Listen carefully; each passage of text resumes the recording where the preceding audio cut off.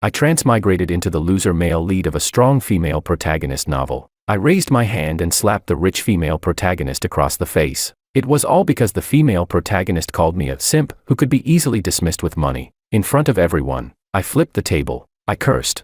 Back then, you hired me as a simp to make yourself look attractive. Now you think we're familiar enough to act like this? Look at how long it's been since you last paid me. The female protagonist was stunned by my words. She said irritably, "Stop spouting nonsense." The next day, the school forum became the hot topic. Willow's rich and beautiful persona collapses as she turns into a deadbeat who refuses to pay her debts. Chapter 1. I transmigrated into the loser male lead of a strong female protagonist novel, tasked with helping him make a comeback. The female protagonist, Willow, got drunk at a nightclub and asked me to pick her up. I braved the rain and went. Her friends, gleaming with excitement, praised. Willow really knows how to train dogs. It's raining so hard. And George came right away. A friend sighed. If all men were like my brother-in-law, I wouldn't be afraid of marriage anymore. Another friend chimed in. There's nothing we can do. Men just don't understand what it means to put in effort. The men who used to chase me would really send money and gifts, but the guys I meet now generally don't have much awareness of putting in effort. One of her friends said to me, "Brother-in-law, don't rush. Come take a break." Willow looked at me with disdain and said, "What brother-in-law? You're just a simp. I told you to come, and you really came." Her idol, Makoto, smiled indifferently and said, all right. It's not easy for anyone. Don't make fun of George. Let him go back. It's raining so hard. What if he catches a cold?" "Oh, so you're treating me like a dog now?" Willow snorted. "So what? He's just a poor loser. A little money is enough to get rid of him." Makoto shook his head helplessly and sighed. "Can't blame my brother. My mom controls the money at home. George's expenses are handled by my uncle, and my uncle's salary is basically all handed over." In the original story, the male lead and Makoto were stepbrothers, and in strong female protagonist novel, the father was useless, while the mother was an exemplary independent woman. So, the male lead's father was a soft rice man, while the male side character's mother was a powerful female CEO. The male protagonist is at the bottom of the food chain. No wonder he needed my help to make a comeback. The next moment, Willow took out a stack of money from her bag and pointed at the bottle of Flying Matai in front of me, saying, "Drink this bottle of wine, and this money is yours. How about it?" I took a step back, shocked, and stared at her. I said, "Miss Lou, are you out of your mind? What could this little bit of money do?" Willow's brows twitched. She bit her lip and said, "What did you say?" She furrowed her brows and looked me up and down, probably thinking this was just another one of my tactics to get her attention. I shook the rain off my clothes, grabbed a chair, and sat down opposite her. I said, "We agreed at the beginning that you'd hire me as your simp to prove your charm. Our relationship is purely contractual, but you haven't paid me in months. Take today. For instance, I came in the rain to find you, and I deserve at least 100,000 as overtime pay. Drinking alcohol is bad for health, so a 50,000 bonus is really cheap, right? And Makoto is here too, with that mouth of his, like a sewage drain. I've had to endure his verbal humiliation. Isn't 88,000 reasonable for emotional distress?" And yet, I reached out to take the money she had just prepared to hand me, and began counting it with a swish swish swish, my 10 fingers blurring as I counted. I said, "Less than 20,000. Are you treating me like a beggar? When you asked me to help you, what did you say?" "You said you've always been insecure, lacking charm, and had to hire a simp to regain your confidence." I agreed because I felt sorry for you. "But now, you've really gotten into character, haven't you?" The room fell silent, so quiet you could hear a pin drop. But then, a male voice trembled in my head. How could you say that about a girl? If you keep talking like this, how is she supposed to live?" I was speechless. "If I don't say it like this, she'll treat me like a dog." "George, do you really like being treated like a dog?" That's right. The original protagonist's consciousness was still there, but he couldn't control this body and could only anxiously watch from the sidelines. Willow's face turned bright red with anger. She snapped, "Are you out of your mind? Talking nonsense. You're the one who degraded yourself and insisted on being my simp." I laughed and said to George, "Hey, did you hear that? She said you degraded yourself." George's voice was weak as he said, "Willow's just angry and saying things she doesn't mean." I responded, "Oh, but before, when you didn't make her angry, she still called you a loser quite a few times, didn't she?" George stubbornly argued, "Eventually, she'll understand who truly cares for her. We've known each other since childhood. No one treats her better than I do." I frowned. "How about we make a bet? Within a week, I'll make her come back and seek you out. Are you brave enough to take that bet?" George said, "Can you stop making her angry? Don't you realize how much she must be hurting inside when you speak to her like that? When we go back, you need to apologize properly, comfort her, Kneel on the washboard if you have to. Just listen to whatever she says. He kept rambling, but I wasn't interested in listening anymore. I just stared at Willow. I said, Miss Lou, I see what's going on now. You want to default on the debt? Fine. When a deal falls through, decency remains. But I have something I need to get off my chest. I looked around at the quiet, gossiping crowd and said, you should watch out when you deal with her. This woman has terrible character. She doesn't pay back her debts. Willow was speechless. I extended a finger and poked her forehead from across the room, speaking slowly, owing money and not paying, turning a blind eye. Under the scornful gazes of the crowd, Willow completely broke down. I turned to leave, but she stood up and grabbed my arm, hissing, come back here. I smiled and said, oh, you're angry now. You're embarrassed and losing control. Back then, you said all your friends had simps, but not you. You said it was because you had no charm and a bad temper. I told you not to think that way, but now I see. Damn, you were right. Old spotted dove, get off me. Don't force me to do something. Willow seemed completely undone. She stammered, I didn't. What are you talking about? Makoto stood up, frowning as he looked at me. He said sternly, George, what nonsense are you talking? Do you have no self-awareness? After all these years, it's clear to anyone with a brain that Willow has been avoiding you. Don't you see it? I said. Well, it's not like she's trying to show off in front of you, saying there are lots of people chasing her. To be honest, she's always insecure in front of you. Do you know why she keeps insulting me? Because she thinks I look a lot like you. She keeps using me for roleplay, and when she insults me, she's actually insulting you. But you're so proud of yourself. This woman isn't good news, so watch out. Willow's face flushed red. She suddenly smashed the wine glass, hysterically shouting, get lost. I slammed the door and left. Chapter 2. I didn't go back to the dormitory, but instead went to Willow's house. Willow gave me the key so I could run errands for her whenever needed. I took a comfortable hot shower, then proceeded to use Willow's expensive skincare products worth thousands on my body, even applying some to the soles of my feet, before leaning back on the couch and resting my eyes. George was extremely anxious. He said, Willow hates it when people touch her things. You need to fix everything and make sure she doesn't find out. I waved my hand in the air. I replied, is she upset about you touching her things? She hates you, not your actions. If Makoto did it, she'd be thrilled. Also, weren't these skincare products something you rushed to buy for her? What's the big deal if I use them? This thought made me angry. In the plot, the female lead hires the male lead to be her simp, but in reality, the male lead still spends all his money on her without hesitation. George couldn't argue back. He whispered, when she comes back, don't confront her. Not long after, Willow returned. She didn't expect me to be here and, enraged, smashed a vase, pointing at me and cursing. Crazy, bastard, get up right now and go explain things to Makoto. I asked, how much? Willow froze. I patiently repeated, if you want me to help you, fine, just pay me. How much are you offering? Willow's face twisted with anger. You still dare ask me for money? I clapped my hands and said, what else? We have a business relationship. You pay me. I act as your simp. I'm being paid to do your bidding. You think I'll work for free? Dream on. Willow looked at me in disbelief. After a long pause, she seemed to come to a realization, saying, George, stop pretending. You just want to get my attention with this, don't you? Give it up. No matter what trick you pull, I'm never going to be interested in you. The original George grew anxious as well. He said to me, stop while you're ahead. Don't let her misunderstand you. I snapped my fingers and pulled out a playing card from between my fingers. I said, now, that's what I call a trick. Understand? I was talking business with you just now. How much are you willing to pay me to continue being your simp? Willow's face turned red, but the male lead simp image was too ingrained. She repeated,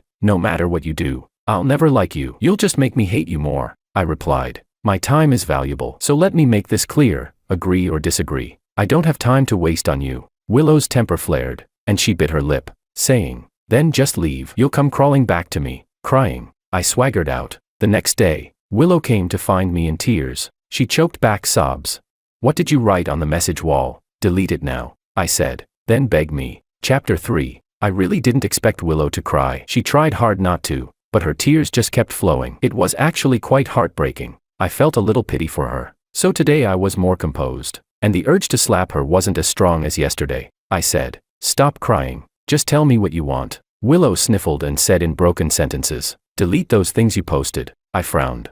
How did you know it was me who posted it? She said, some Lou called old spotted dove hired classmates to be simps and didn't pay them. Willow shoved her phone in my face. Who else would write this but you? I said, not necessarily. Yesterday, there were so many people at dinner, And your friends were there too. Their mouths are looser than my great-grandmother's waistband. They overhear and gossip. What's the point of you yelling at me here? I then picked up my mug and took a sip of coffee, pulling out my phone to scroll through the message wall comments. I chuckled. Oh, looks like everyone's really fired up. Like they're your mortal enemies. Their mouths must be filled with poison. They're cursing you so harshly. Willow broke down. I could understand. She was an illegitimate child. Her biological father gave her money but no love. And her mother wasn't competent either. She had always been a fragile and sensitive girl, emotionally unstable from the start. Her life was built on fantasies of getting revenge on her scummy father and pushing away her malicious brother, imagining stepping on them to fill the emptiness inside. As for the original protagonist being her simp, she hated it on the surface, but the fact that their relationship lasted this long proved she needed that sense of security too.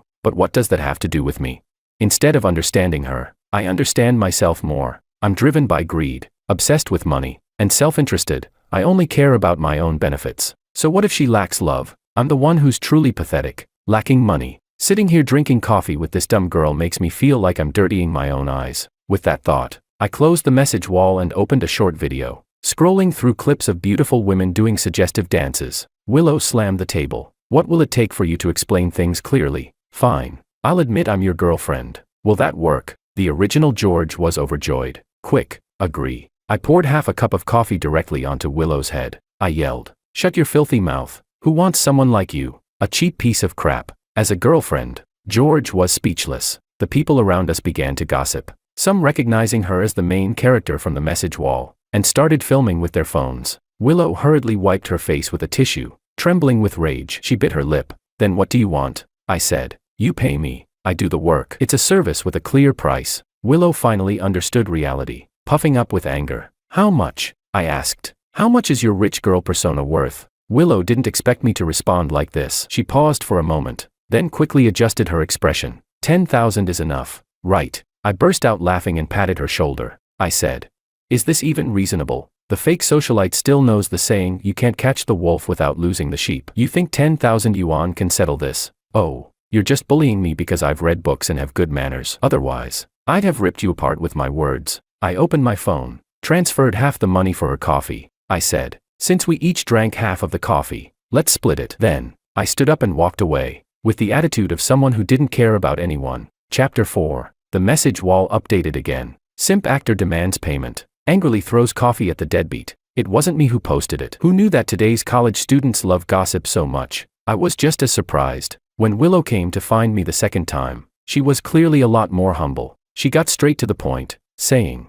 "How much do you want?" I tapped the table and asked, "How much can you offer?" Willow stammered, 200,000. No more. I nodded. 200,000. And I'll help you explain to Makoto that I love you but can't have you. So I'm slandering you. Willow, frustrated, asked, "Just explain to him." I shrugged. "Isn't he your idol? Your relationship is worth that much, isn't it? If not, I'll leave. Don't bother me." Willow grabbed my sleeve and handed me a card. I pushed the card back. I said, "No need for the card. Just transfer the money to me. Here, sign this contract, and I'll go get the invoice for you later." Willow frowned. "Fine." Honestly, I didn't think she had the brains to flip this on me and send me to prison. But in our relationship, I had to be cautious with her. The original George watched the whole thing, wide-eyed. He asked, "How can you extort her?" I replied, "She's been using you as a simp, so why can't I extort her?" George responded, "She's been pampered her whole life. It's normal for her to be a little spoiled. If you give her your heart, she'll eventually understand that I'm the one who truly loves her."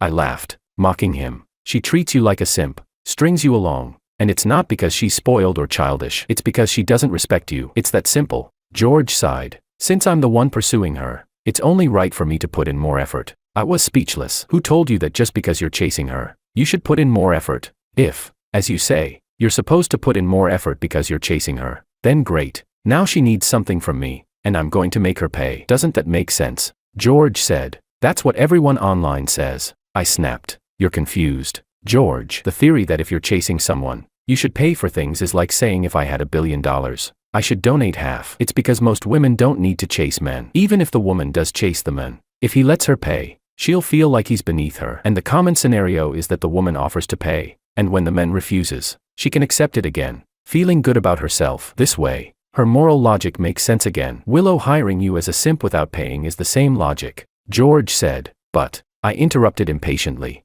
Remember this, chasing someone doesn't mean you owe them. If you don't like them, you can reject them. If you like them, you wouldn't feel good about making them pay. Not rejecting someone you don't like while guilt-tripping them into paying for you is called emotional manipulation. So, since she agreed to pay, I'll never say it's unnecessary. This way, she'll see whether this situation is reasonable or not. If you keep giving without question, she'll never understand this lesson. George wanted to say something else, but after looking at his account balance, he was left speechless. After a long pause, he finally said, "Don't spend that money recklessly. Her birthday is coming up. Save it for a gift for her." I was pissed off. I immediately opened a shopping website and cleared my shopping cart with one click. George was shocked. "Why are you buying so many things?" I replied. "If you like being a simp, that's your business. Now that I'm in control of this body, I'm not going to let myself lose out. I earned this money through my own efforts, so don't make a fuss." With that, I headed straight to the mall, bought a whole new wardrobe, and even booked a full-body massage. I stood up, and George hesitantly said, "Seems like you're really enjoying this." I rolled my eyes and said, "Whether I enjoy it or not has nothing to do with you. Before I finish my task, I'm going to spend all the money. Once I'm done, you can continue being Willow's simp and keep playing the servant like before." George was speechless. That evening, Willow and Makoto went for sushi and called me halfway through, asking me to join them. I was brewing tea by the fireplace when I heard the call, took a sip of my health tea, and asked, "How much is the appearance fee?" Willow was stunned and paused for a while before saying, "What appearance fee?" I said, "The money you gave me is for me to explain things to Makoto. Do you think I'm going to come meet you in the middle of the night for free? I won't even lie in a comfortable bed, and you're asking me to go running to meet you. Can you stop being so shameless?" Willow bit her lip and said, "You, don't go too far." I snapped back. "Don't go too far," I yelled. "You've been spoiled with too much politeness. Now you don't even know the difference between north and south. What kind of relationship do we have for you to order me around like that? I'm living to enjoy life. How many pounds of horse piss did you drink to dare treat me like a servant?" Willow stayed silent for a moment, then impatiently said, "Fine, I'll give you 50,000. Hurry up and come." I asked, "And what happens when I come back?" I tapped the table. "It's so late. The dorm will be locked by the time I get back. Are you going to have me sleep on the street? 5,000 for going, and 6,000 for coming back. Hurry up and transfer the money to my Alipay, and the hotel room costs will be paid separately. If I don't get the money, I won't just post this on the campus message wall this time." Willow was quick to comply. 2 minutes later, I received a transfer of 110,000 through Alipay. George asked, "Why did she pay so quickly?" I replied, "It's useless trying to reason with someone like her. She won't listen to a normal conversation, but if you curse at her, she'll behave." George thought for a moment and said, "So you mean, if she's unreasonable, you don't need to be polite?" I let him figure it out for himself and took a taxi to the address Willow gave me. Willow and Makoto were eating sushi. I walked up to Makoto and said condescendingly, "Why didn't you tell me you were having dinner?" Makoto smeared shit on his mouth, and as soon as he speaks, it's nothing but dirty words. He cursed. "Son of bitch, what the hell are you doing here? You bastard. Have you gone crazy from being poor? You've lost all your dignity for money. Aren't you Willow's hired simp? What does our meal have to do with you?" I grabbed Willow by the arm like a chicken and lifted her up. I asked, "Tell him what our relationship is." Willow, confused, asked, "What relationship?" I laughed and said, "I love you but can't have you, so I want to force you to be mine. That's our relationship." Willow, still not following, nodded dumbly and said, "Yeah, that's the relationship." Makoto looked at us suspiciously and asked, "Then why did you say she paid you to be her simp?" I replied, "So what? This is how we domineering losers are. If we can't have something, we slander it. Remember that day when you believed it? One less competitor." Makoto was speechless. He looked at Willow, but no matter what, he couldn't find the previous sense of superiority. He said, "Willow, I don't like him. Don't let him bother you anymore." Willow mimicked like a parrot, said, "Don't come bother me anymore." I replied, "You want me to eat shit? I won't even spare you if I'm a ghost." With that, I turned around and left, heading to a nearby 5-star hotel to book a room. In the middle of the night, I got a call from Willow. Her voice was trembling as she asked what I was doing. George, excited, said, "Does she want to have a heart-to-heart with me? This is the first time she's spoken to me like this." I answered the phone and said, "Oh, did you not get to be with Makoto and now you're falling apart? Am I your emotional garbage can? Why don't you think about sharing your good news with me? Do I owe you something?" This time, Willow responded obediently. She said weakly, "I'll give you money." George was speechless. Chapter 05. Willow transferred the money. After receiving it, I spoke in a calm tone. "Say what you want to say." Willow started rambling on about the plot I already knew. She was an illegitimate child, watching helplessly as the legal wife brought people to their door, slapping her mother, leaving her with psychological scars at such a young age. Later, when her mother rose in status, she moved to live with her father, but was ostracized by the other children. Only Makoto stood up to speak for her. I remained silent, quietly listening to her ramble, while in my head, George started to sob. After sharing her childhood trauma and life pain, Willow sighed deeply. She choked up and said, "George, I know you're treating me like this because you're angry with me. I've thought it through. Actually, you've been really good to me. Maybe I can give you a chance. We can try it out." George perked up, excited. "Go confess to her." I sat up, twisted open a bottle of water, took a sip, and cleared my throat. Then, I spoke very clearly. "Where do you get the audacity to ask me to take the bait? Do you think I'm a garbage picker?" Willow became furious and said angrily, "George, don't you dare be so shameless," I retorted. "The shameless one here is you," I sneered. "Look at yourself in the mirror. What is there for me to like about you? Lazy, spoiled, with bad temper, picky eater, can't even wash your own underwear, failing at least 4 subjects each semester, fainting after a few steps in the sun, lacking in every area, morally, intellectually, physically, aesthetically, and in work ethic. What makes you think I would accept you?" She puffed up. "So what? Haven't you been my simp for so long?" I said calmly. "Well, now even I, your simp, am gone." "Willow, you're finished. I don't want you anymore." Willow was speechless. George was also speechless. After a long pause, Willow asked, "Is that really how you think of me?" George panicked and said, "No, no." I said coldly, "Willow, you know very well how trashy you are, right? If you really thought you were as good as you think, why does Makoto treat you like a fish in a tank, just flirting but never confirming anything with you?" Willow was hit where it hurts, but stubbornly said, "It's just because of my background. You think he's like you. He has family values."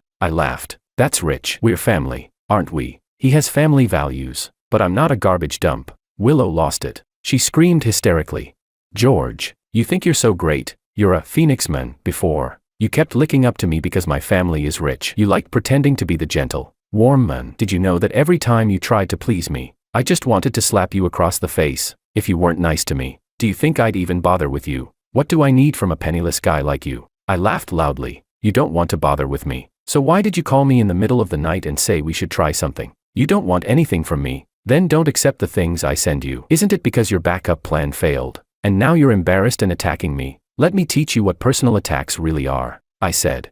"Willow, listen carefully. Stop posting selfies on your WeChat moments. No one will think you're some rich girl because every picture of yours looks like a low-tier nightclub girl getting ready for work. With your attitude, if you even touch one piece of my fruit platter, I'll really knock your head off." Willow was speechless. Without waiting for her to speak, I directly hung up the phone and swiftly turned it off. I thought George would be angry that I insulted the girl he liked, but he wasn't. He just spoke in a melancholic tone. "So, this is how she thinks of me," I replied. "If she really thought you were great, she would have gotten together with you a long time ago. She's not stupid. She wouldn't pass up on someone she thinks is good." George let out a long sigh. I softened my tone and said, "Why bother caring about the words of a bitch?" Suddenly, George began to cry out in despair, startling me. He choked up and said, "I know everyone thinks that way. Even my dad says I'm useless." Once he calmed down, I spoke slowly. "George, do you know where your problem lies?" George responded, "I know. I'm too stupid. I can't do anything right, and I always embarrass the people around me." I sighed helplessly and said, "No, your problem is that you always look for the reason within yourself. It's clearly your dad who, in order to please his wealthy wife, can't treat you well, even suppresses you, and you believe everything he says." With that, I opened my phone and searched for a video. It was from the second year of middle school, when George played the piano at the school's evening event. The young boy wore a white shirt, was thin, but had a straight back. Under the spotlight, his gaze was focused, his eyes sparkling like stars. I said, "Remember, after this event, Makoto was angry because you stole his spotlight. The girl he liked passed you a love letter, and he sulked at home for a long time. Your dad, in an effort to please him, stopped your piano lessons and even sold your piano." I then found an account George no longer used and found a video from a few years ago. I said, "This video went viral, with millions of views. Netizens said you were so talented and gave you donations. Makoto, furious, reported you to your dad, saying you weren't focused on your studies." Without a second thought, your dad deleted your account. I then opened a WeChat post from George's dad, showing a family photo. Makoto was dressed in designer clothes, with a Patek Philippe watch gleaming on his wrist, while George wore a tracksuit, his expression stiff, his eyes dull. How could George, raised in such an environment, not feel inferior? How could he not suffer from inner turmoil? The reason he liked Willow was because he felt a subtle, mutual understanding between them, but he had long been worn down, losing basic judgment, believing any spiritual condemnation others threw at him. Thus, being a simp and accepting abuse was never his intention. He just thought the only way to receive love was to give all of it. He believed love had to be earned through hardships. I explained all this to him, and in my mind, George gradually calmed down. I closed my eyes, and I could see him locking himself in a small dark room, curled up in a ball. George, do you still believe that Willow's evaluation of you holds any credibility? George took a deep breath and quietly said, maybe not. I smiled, knowing that this was the beginning of his transformation. By taking control of his body to help him counterattack, it wasn't a true reversal. The real change would come when he altered his own thoughts. Chapter 06. After that day, George stopped stopping me from spending money, and instead, he would discuss with me how to spend it most appropriately. Gradually, I noticed that George seemed to have regained some control over this body, but he still lacked confidence, only saying, "You're doing better than me." I got angry and said, "This is your body and your life. Do you think it's like playing an online game and hiring a boost?" So, I enrolled him in piano lessons and told George to get out and attend. George, regaining control of his body, was very happy. After his first piano practice, he was so excited that he couldn't sleep all night. The teacher praised his playing, saying it was a shame he had wasted these years. While I was thinking of ways to comfort him, he reassured the teacher instead, "It's never too late to start." His once thin face was now illuminated by the sun, glowing with vitality. I started doing social media content, using piano music to create abstract voiceovers for skits. Soon, I started getting advertising deals, and my account began to profit. George looked at the balance, excited and impressed. He asked, "How are you so good at this?" I replied, "People are here to watch you play piano. I just do the editing." "Why are you only complimenting me and not yourself?" George shyly said. Heh. After a long pause, I finally heard him quietly say, "I'm a little impressive too." The male protagonist of a strong female protagonist novel still has hope after losing control of his brain to water. One day, Makoto suddenly called, his tone as arrogant as ever, as if I were his servant. He said, "George, next Wednesday is my birthday. I've rented a villa to celebrate, and my parents are coming too. You should come along." In the original story, this is a key plotline for tormenting the male protagonist. On the day of departure, Makoto suddenly brought an extra friend, and the car was too full. Willow was dissatisfied, standing around wasting time, and made the male protagonist take a taxi. The male protagonist could only weakly say, it's fine, I'll just take a taxi." Upon arriving at the villa, the male protagonist ran around, cutting meat and grilling, getting covered in smoke. Then Willow and Makoto directly ate all the skewers of meat. Makoto took a bite, and with an annoying look, drunkenly pointed at the male protagonist and said, George, your face is all smoke black. Just now, I thought of you as a servant. Ha ha ha." The male protagonist took a taxi by himself, did all this work, and didn't even get to eat a piece of meat, only to be mocked by the male side character. Eventually, he couldn't hold it in anymore and angrily scolded Makoto.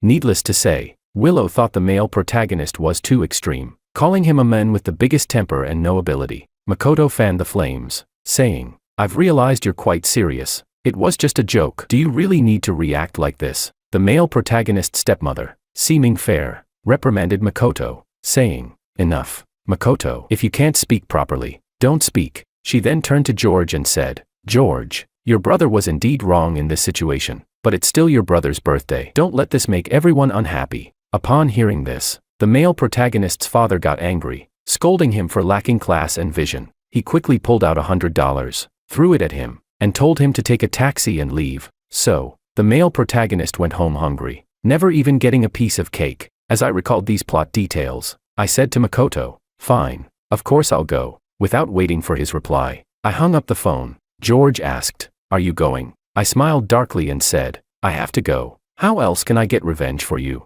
I thought George would advise me to keep the peace, especially with his dad being there. To my surprise, George happily said, "Then I'll leave it to you. I'm looking forward to learning how you curse people." I was speechless. It felt like I was witnessing the male protagonist's descent into darkness firsthand. Terrifying. Chapter 07. On Makoto's birthday, I met up with him and the others downstairs at the dormitory as planned. As soon as Makoto saw me, his expression froze. He looked me up and down several times, furrowing his brows. I adjusted my high-end tailored coat and shook my left wrist, showcasing the Rolex in my right hand. I held his gift. I smiled and said, "Happy birthday." I cheerfully handed him the gift bag, saying, "Here, for you." Makoto hesitated for a moment, taking the bag. He scratched his head, clearly uncomfortable. He tightly gripped his phone and couldn't help but ask, "George, where did you get the money for all this? You didn't borrow from a loan shark, did you?" Before I could respond, a girl beside us gasped softly, "Ah, are you brave, George? I'm your fan." She came over to ask for a photo, and I happily complied. Makoto asked, "What fan?" The girl showed him my account and said, "He's been really popular lately. Is this your brother?" "Wow, Makoto, your brother is amazing. He's already getting big brand deals." Makoto looked at my account, his expression worse than crying, yet still forcing a fake smile. After a while, his eyes lit up, and he waved his hand, calling out, "Willow." Makoto looked at me smugly, as if waiting for me to eagerly rush over to worship Willow, so that he could push me away and regain his sense of superiority. But I didn't even glance back. He gritted his teeth and shot me a glance, then deliberately put his arm around Willow's shoulders when she arrived, smiling and saying, "You're here." Willow, surprised by his gesture, nodded. Then she saw me, and immediately froze. I glanced at her, shifted my gaze, and asked George, "How are you feeling right now?" George replied, "The more I look at her, the more she looks like a KTV hostess. I can already imagine her ugly face when she eats my fruit platter." Well, here I was thinking about how to help the simp stand up, but it seems I was unnecessary. He had already transformed into a man like an eagle. Willow stared at me for a while, and Makoto cleared his throat twice. Only then did Willow snap back to reality. She rolled her eyes and said, "George, why do you act so pretentious? It's Makoto's birthday, and you come here flaunting your wealth, stealing his spotlight." I replied in confusion, "No way, no way. I wear this every day. You think I'm showing off my wealth? That doesn't sound like something Miss Lu would say." Willow was speechless. Her face turned red, and she pulled out her gift to give to Makoto, saying nothing more. Makoto's smile was more painful than crying. After all, what she had said implied that I had indeed stolen Makoto's thunder. Once everyone had arrived, just as in the plot, someone else showed up. Makoto looked at me and pretended to be helpless, saying, "George, with one more person. There's no room in the car. Why don't you just take a taxi?" I took out my car keys and waved them in front of him, saying, "It's fine. I'll drive myself there." Makoto froze and asked, "You bought a car?" The girl who had just called me a fan excitedly said, "Senior, if you're driving, can I ride with you?" I walked with her toward the parking lot, smiling. "Of course, don't worry. I drive very steadily." I didn't bother to look at Makoto's expression as I opened the navigation and headed toward the villa. My parents were already there waiting. The gifts were neatly arranged, and Makoto finally seemed to cheer up a bit. When Mr. Wang saw me, he froze for a moment. He frowned and asked, "George, what have you been up to lately?" I replied, "What's wrong, Dad? Why do you ask?" Makoto leaned in and said, "Uncle, you don't know. George is doing great now. He's making money by doing his own social media and getting advertisements." Mrs. Ito smiled and nodded, speaking with a hidden edge in her tone. "George is doing well, but don't let it affect your studies, and be careful about the people you associate with." Ito's mother was also partly responsible for George's situation. She had always disliked George, but she was too image-conscious to let anyone know she mistreated her stepson, so she had Mr. Wang play the villain. Mr. Wang had long been used to suppressing his biological son while appeasing his wife and Makoto. As expected, his expression immediately changed. He angrily shouted, "Are you making videos again? You're still a student. What do you need social media for? There's plenty of time to make money. Why are you doing this nonsense?" His raised voice caught the attention of Makoto's friends. "I was hoping they'd pay attention," I said. "Sorry, Dad. I didn't know earning my own living expenses would make you this angry. I've just been really envious of Makoto. He has so much money for his living expenses. He has a driver to take him everywhere, and he buys whatever he wants." I sighed, continuing, "You give me so little for living expenses. If it weren't for that, I wouldn't have thought about making my own money." "Dad, I'm really sorry to trouble you." Mr. Wang's face turned red as I exposed his shortcomings, and he angrily retorted, "What does it have to do with you comparing yourself to Makoto? Have I ever let you starve?" I feigned an innocent look and said, "But I barely have enough for food and drink. I spent all my living expenses on medical bills for the flu, and you told me to be frugal. That month, I didn't even have enough to eat." "I'm not comparing myself to Makoto. His living expenses are covered by Auntie. Mine are from you. I know there's no point in comparing." The onlookers were watching our drama, and someone whispered, "This isn't right, is it? Seems like once there's a stepmother, there's also a stepfather. How could a son's living expenses still be lacking?" Mr. Wang was too embarrassed and angry to retort, You, but he couldn't figure out where I had gone wrong. "If he doesn't give me money, then I make my own. What's the problem?" He was so angry he was panting. and Ito mother gently patted his back, saying, "Old Wong, calm down, what's going on? The kids' friends are here." Mr. Wong snapped back to reality, forced a smile, and instructed, "Go do something useful." He expected me to run around like I do at home, working like a horse. I couldn't care less. With a lively tone, I said, "All right everyone, let's start preparing the barbecue. I'll go wash the vegetables. Who wants to join me?" The younger girl raised her hand first, and soon several other students followed suit. Everyone got to work, and Mr. Wong and Ito mother, feeling awkward about just sitting on the sofa waiting to eat, reluctantly helped set the table. Everyone worked together, and soon we were eating and drinking, the atmosphere improving significantly. Makoto began opening his gifts, and finally, a smile appeared on his face. When he opened mine, he found a PS5. He nodded reluctantly, indicating his satisfaction. Just as he was about to put it back, he suddenly noticed large scratches all over it. Makoto was furious. "George, did you get me a second-hand piece of junk as a gift?" Mr. Wong also looked at me, his face full of displeasure as he thought I had embarrassed him. He angrily shouted, "George, is this how your dad teaches you? You make money, and you're still so stingy." I responded, "What? On my last birthday, didn't you give me Makoto's old phone as a gift? I thought this was just a normal thing in our family." Mr. Wong's face turned red, frozen in place. When George was in his second year of high school, he received a phone as a birthday gift, and he was ecstatic. But when Makoto passed by, he casually said, "This is the one I used. I couldn't be bothered to sell it as second-hand. If you like it, just take it." Mr. Wong stood awkwardly, but because he didn't want to upset Makoto, he didn't comfort his own son. He only said, "You've been given it. Just use it." Today, the boomerang came back to hit him, and he clenched his fists tightly. He said, "How can it be the same? Today is Makoto's birthday." I laughed. "Yeah, isn't it all just birthdays? Makoto hasn't given me a birthday gift yet. I think I've been generous enough." Mr. Wong, embarrassed and furious, looked like he was about to have a heart attack. Willow looked at me and suddenly said, "Enough. George, are you deliberately making Makoto angry on his birthday?" Before I could speak, George's voice sounded in my head. "Can I say a few words to her?" I handed over control of my body to him. Chapter 08. I thought George would soften his attitude, have a good talk with Willow, and explain things rationally. After all, he had once been the submissive, silent male protagonist who never spoke up. To see him change into someone like this made me quite proud. But I never expected George to go straight for the kill. He said, "Willow, what do you like about Makoto?" Willow frowned and said, "Didn't I already tell you? I like Makoto because of his sense of justice. When I was all alone, he was the one who stood up for me. He's not like you, so despicable and shameless." George sneered, "Why don't you think about who put you in that situation? Left you isolated and helpless? It was Makoto. He badmouthed you behind your back for your shameful background, yet still tried to get close to you and manipulate you, using you like a fool. The only person who truly stood by you and spoke up for you from the start to the end was me. Too bad your eyes are too blind to see that." Willow stood there, stunned. George finished his beer, stood up, and said to her, "I have a phobia of giant things. I'm afraid of big idiots. You guys enjoy your meal. I'll be leaving now." With that, he stood up and walked away, leaving without a trace of care. I was in tears. The mute male protagonist finally found his voice, and what he said pierced to the heart.